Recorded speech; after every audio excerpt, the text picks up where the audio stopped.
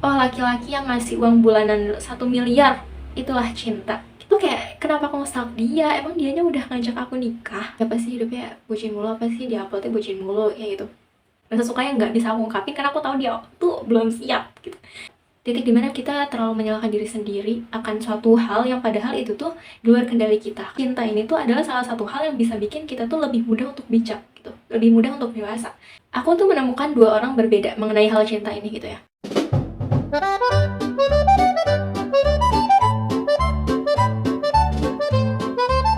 Assalamualaikum warahmatullahi wabarakatuh. Kembali lagi with me, Salsa Audisti. Dan di sini aku mau ngebahas tentang cinta. Sebagaimana yang udah aku janjiin di video sebelumnya, aku mau ngebahas tentang cinta. Jadi, pertama-tama aku pengen sharing tentang apa sih itu cinta gitu ya. Nah, menurut dari apa yang pernah aku baca, setiap orang tuh punya pandangan, setiap orang punya pengertian sendiri tentang cinta. Kayak misalkan yang ada di dalam lagu gitu. Kan dalam lagu tuh bilang kalau misalkan cinta tuh rambut warna-warni, bagai gulali, imut lucu walau tak terlalu tinggi. Nah, itu tuh nggak relate buat aku gitu. Karena ya mungkin aku perempuan juga ya, maksudnya kayak itu nggak relate aja sih buat aku. What is cinta gitu. Dan kalau menurut aku cinta sendiri tuh I don't know, I just can't to describe it karena kayak terlalu rumit untuk dideskripsikan. Dan emang ada ya orang yang bisa mendeskripsikan tentang cinta? I don't know.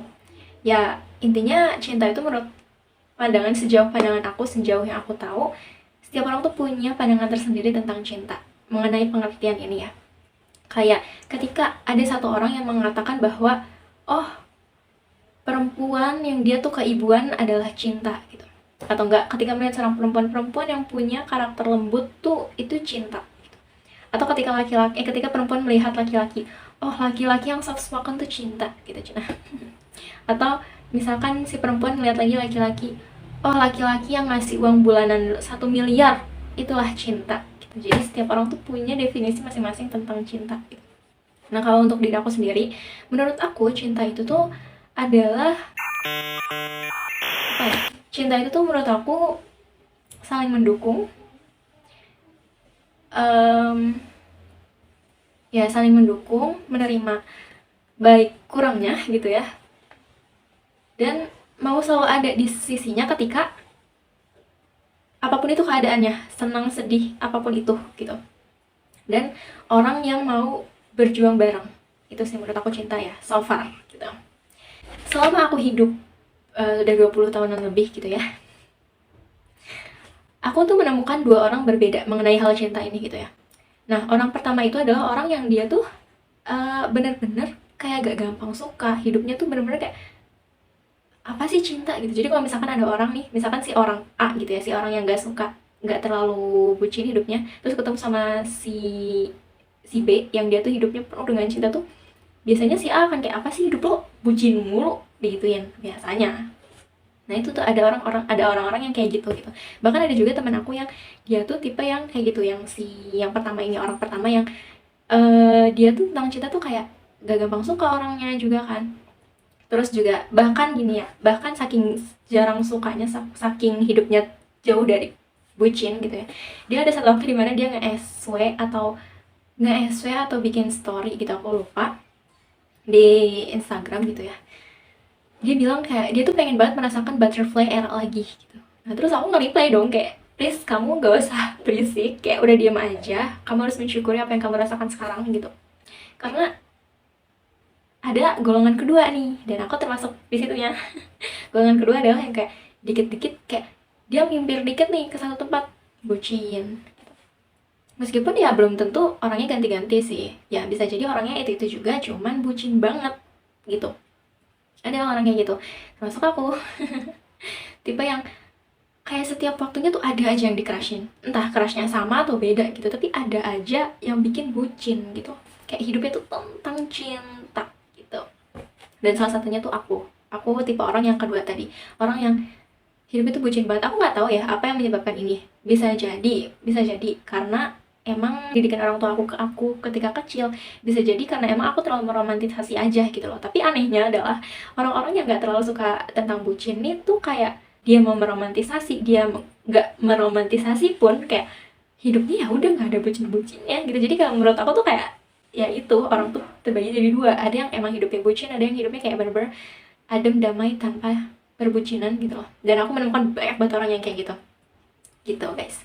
Jadi itu adalah dua tipe orang yang so far aku temuin. Oke, selanjutnya adalah aku tuh kalian pernah gak sih ada di titik kalian tuh sebel banget bagi orang-orang yang bucin ya, kelompok keduanya. Kalian tuh sebel banget kenapa sih hidupnya tuh bucin banget, dan kenapa sih? Karena kan kalau misalkan kita bucin tuh kadang kita suka ngupload gitu ya, suka ngupload SWSG whatever yang berkaitan dengan cinta gitu. Nah aku juga tipe yang lumayan sering upload dan lumayan banyak tentang cinta gitu, tentang bucin. Nah itu tuh aku kayak lumayan kesal, ada di satu titik aku lumayan kesal sama diri aku sendiri, kenapa aku selalu ngupload tentang bucin gitu loh. Kayak kenapa aku SOI-nya bucin mulu gitu. Karena kan kadang kita ketika upload tuh ada perspektif dari orang lain yang bakal berpikir seperti itu kan, kayak ya pasti hidupnya bucin mulu, apa sih dia uploadnya bucin mulu ya gitu. Biasanya ada lah, meskipun 1-2 doang gitu pasti ada kan. Dan pasti ada perasaan kayak feeling guilty aja di dalam diri tuh, kayak kenapa ya aku tuh selalu upload bucin, kayak sebenarnya nggak pengen, kayak secara akal tuh kayak ih kenapa gitu, kenapa bucin terus gitu, bisa hal lain aja nggak sih yang diupload gitu. Tapi kadang ketika in the moment kita tuh ngerasa kayak uncontrolled gitu loh, bahkan saking uncontrollednya tuh ketika kita sadar, misalnya kita baru upload 1 menit yang lalu, terus 1 menit kemudian tuh kita sadar kalau misalkan oh my god aku upload bucin, terus akhirnya kayak kita hapus lagi gitu. Itu kan berarti ada momen dimana uncontrolled kan, ada momen dimana kayak kita kok ngeglitch ya, ngeblank ya gitu loh, ngupload itu tuh nggak sadar gitu loh.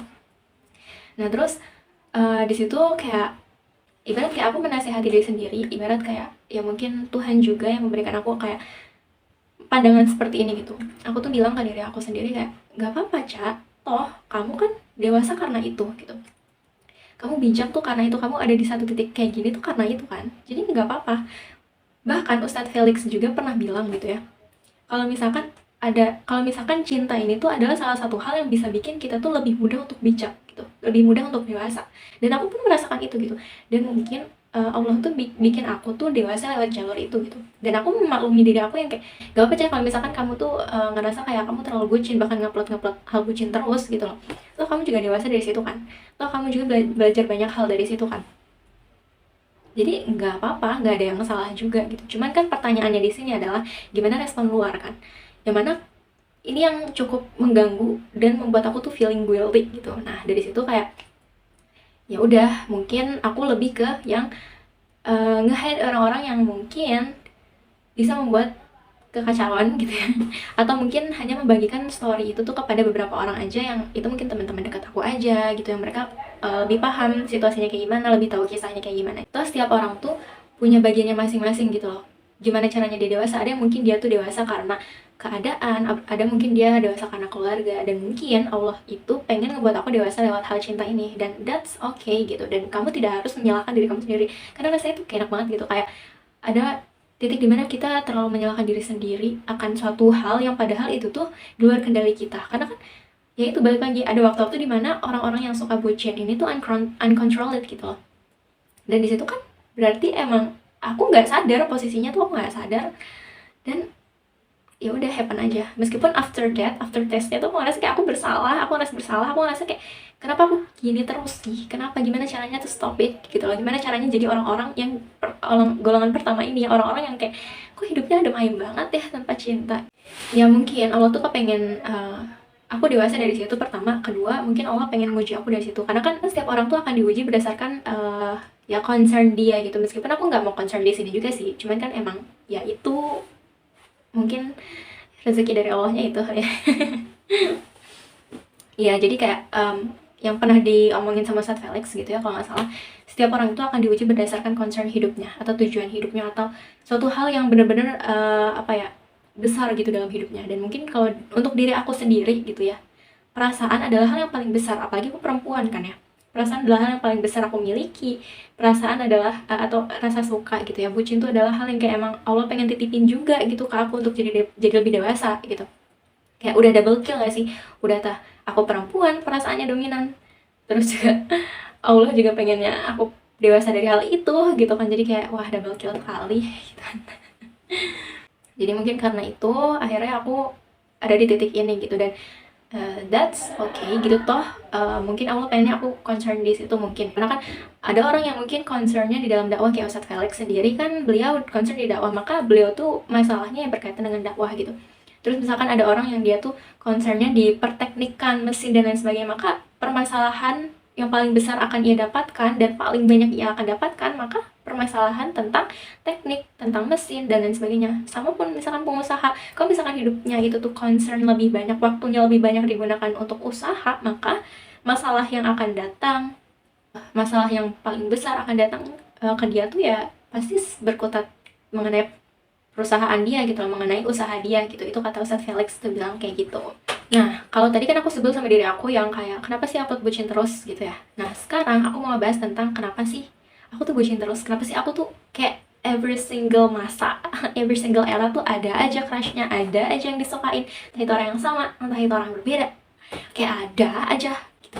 Aku tuh sekitar beberapa minggu lalu, entah sebulan atau beberapa minggu lalu, aku kurang ingat, ada di titik aku ngerasa kayak kenapa sih aku tuh suka terus, kenapa sih gak ada jedanya gitu. Gak ada jedanya, ada sih, cuman jedanya tuh singkat banget. Kenapa sih aku tuh pengen jadi orang-orang yang kayak dia tuh setahun, 2 tahun, 3 tahun, bahkan 20 tahun gak ada rasa suka sama siapa-siapa. Maksudnya gak wajar ya, gak wajar sih itu. Atau kayak selama 20 tahun tuh kayak hidupnya tenang-tenang aja, gak ada kisah-kisah perbucinan yang bikin pusing gitu ya kan. Kayak kok bisa gitu. Kok bisa, sedangkan gue every single year-nya tuh kayak ada aja gitu loh. Entah orang yang sama kayak entah orang yang berbeda, itu pasti ada aja. Dan aku di situ beberapa minggu lalu itu ya, aku tuh sebel sama diri aku yang kayak gitu. Kayak Allah, kenapa sih ada aja gitu orangnya. Aku ngerasa kayak kenapa sih takdir aku tuh seperti ini? Kenapa sih aku tuh dibikin suka terus sama siapapun gitu, sama hamba-hambamu itu ya Allah gitu kan.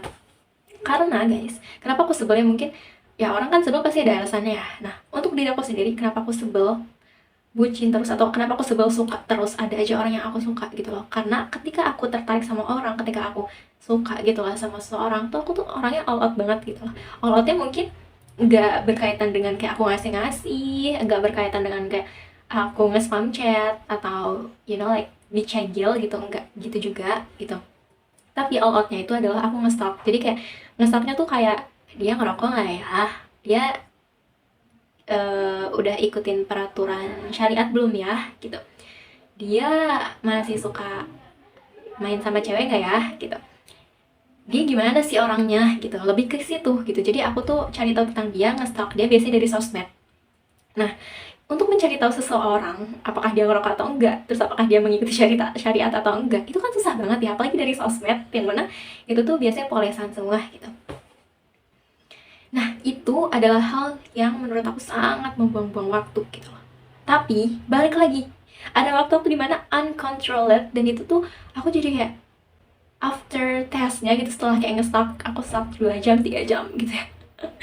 Itu aku kayak, kenapa aku nge-stalk dia? Emang dianya udah ngajak aku nikah? Kalau udah ngajak nikah sih gak apa-apa ya di-stalk gitu kan. Toh dia mau ngajak nikah, terus kita cari tahu tentang orang ini, ya wajar. Tapi kalau misalkan dia emang gak ada niatan kesana, even dia gak tahu gue siapa, tapi gue udah nge-stalk dia mati-matian gitu ya, udah nge-stalk dia habis-habisan, kayak buat apa gitu. Itu yang buat aku tuh kesel banget, kenapa aku suka kayak every single year tuh ada aja masanya gitu, ada aja orangnya gitu ya. Every single era tuh ada aja orangnya, meskipun orang itu nggak tahu aku gitu. Terus ya ada aja, dan itu tuh membuat aku sebel banget. Merasa kayak kenapa sih ya Allah, kenapa selalu aja ada orangnya di setiap masa? Kenapa aku nggak dibikin kayak orang golongan pertama aja gitu loh, orang-orang yang kayak kok hidupnya adem-ayem aja, nggak ada bucin gitu. Kenapa aku di hidupnya nggak dibuat kayak gitu aja sih gitu. Kayak udah aku nggak mau tertarik dulu deh sama siapa-siapa gitu.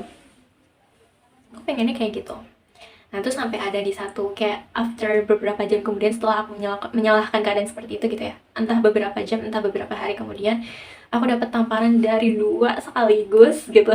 Yang pertama itu dari teman aku yang tiba-tiba dia kirim postingan dari Kadam Sidik SG-nya Kadam Sidik. Aku tuh sebenarnya nggak mengikuti beliau gitu ya. Kadam Sidik tahu kan?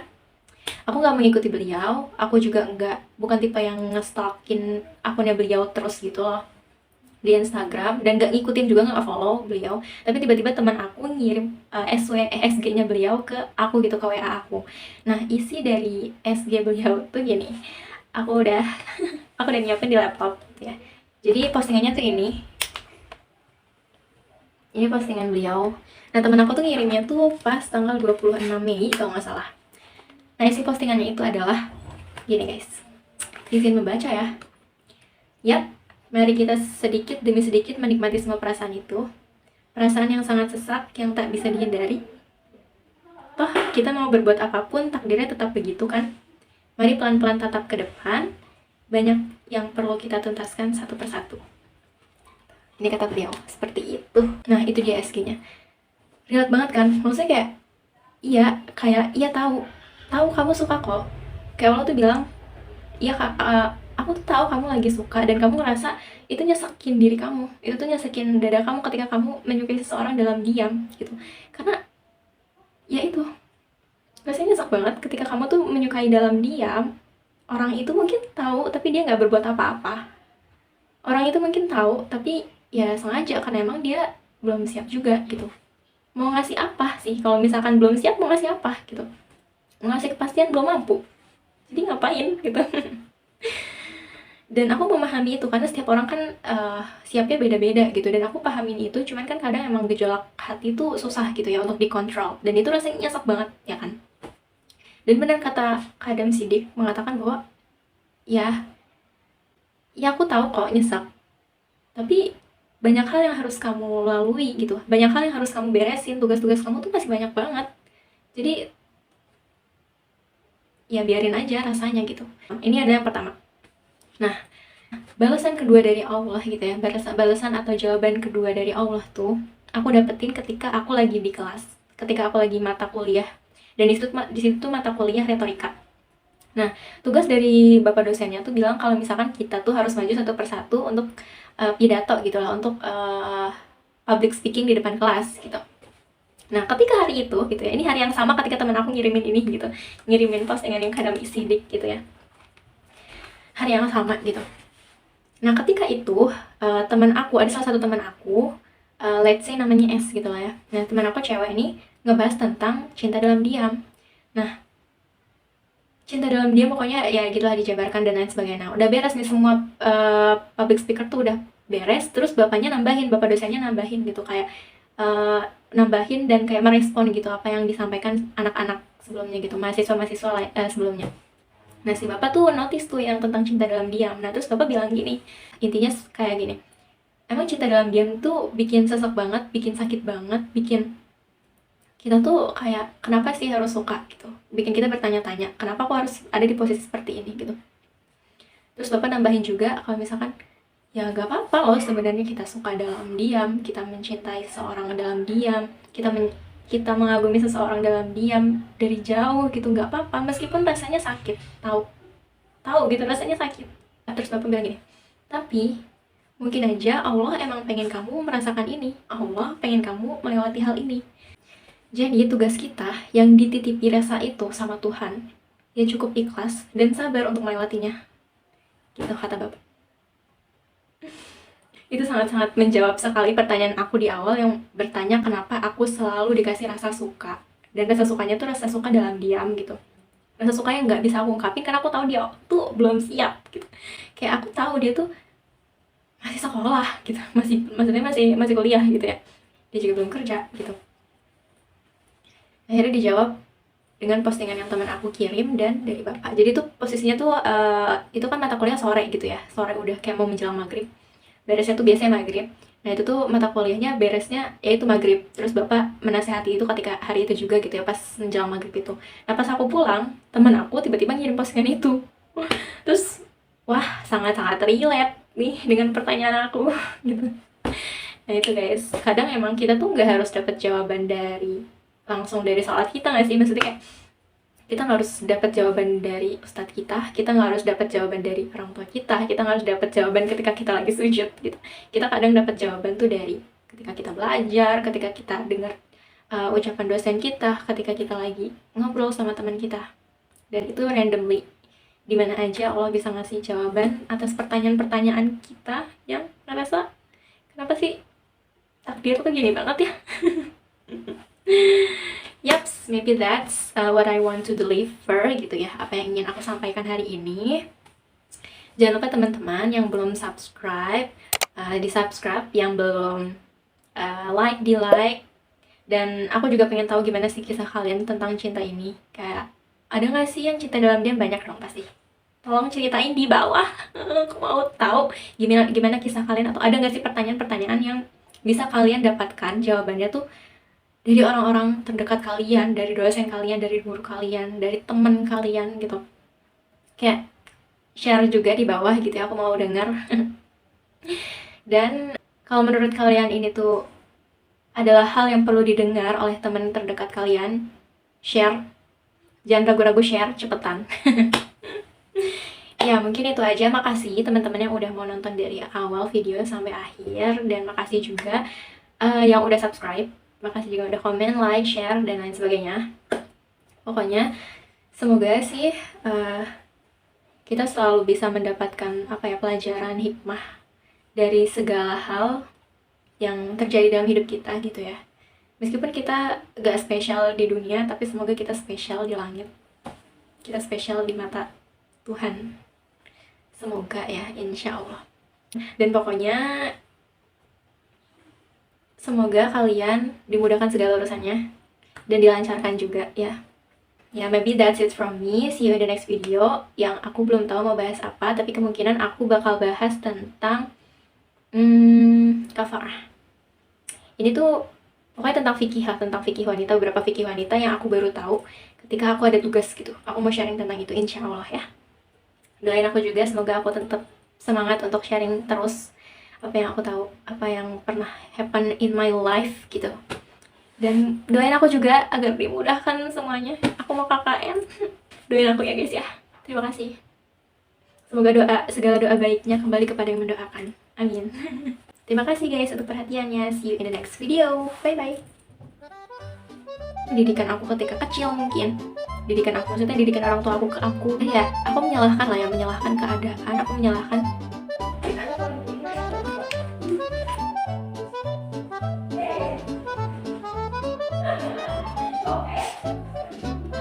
yang mendapatkan rasa itu sangat-sangat menangis saja. Doain aku please, doain aku. Itu orang yang sama, entah itu orang berbeda, kayak ada aja. So just call me whenever you're lonely.